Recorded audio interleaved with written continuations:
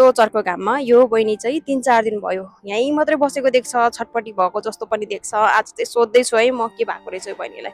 Hello बहिनी, अझै किन उठ्नु भएको बहिनी? बस्नु न बस्नु। भन्नु न किन?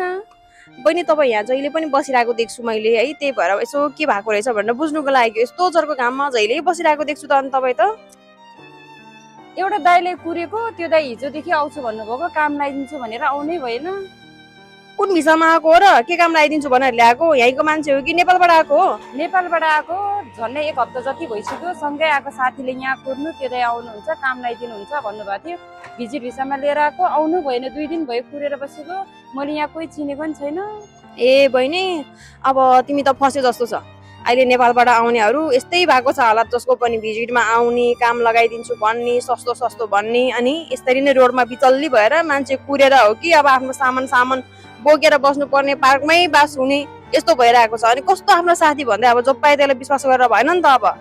ला अनि साथीले भनेर आएको, के गर्ने? मेरो त नेपालबाट ल्याएको पैसा नि सबै सिद्धियो दिदी। अब 1 हप्ता जति भइसक्यो आएको, काम लगाइदिन्छु भनेर मान्छे आएन, के गर्ने अब म त। भिसाको दिन कति दिन बाँकी छ तपाईँको भिसाको? भिजा अब 1 हप्ता भयो आएको त, भिजाको टाइम त बाँकी छ। त्यो पनि अब के गर्ने होला, काम लगाइदिन्छु भनेर आएको, लिएको पैसा सबै सिद्धिसक्यो।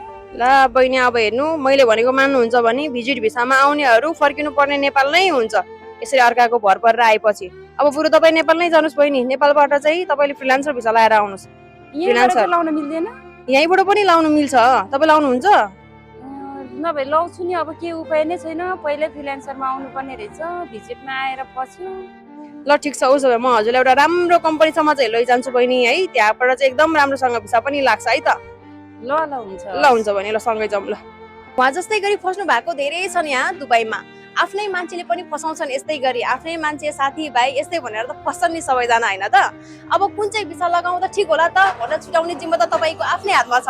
तपाईँ सोच्नुहोस् अब कुन भिसा चाहिँ तपाईँको लागि सही छ। बाँकी जानकारीको लागि तल दिएको कन्ट्याक्ट नम्बरमा हजुरहरूले डाइरेक्टली सम्पर्क गर्न सक्नुहुनेछ। धन्यवाद।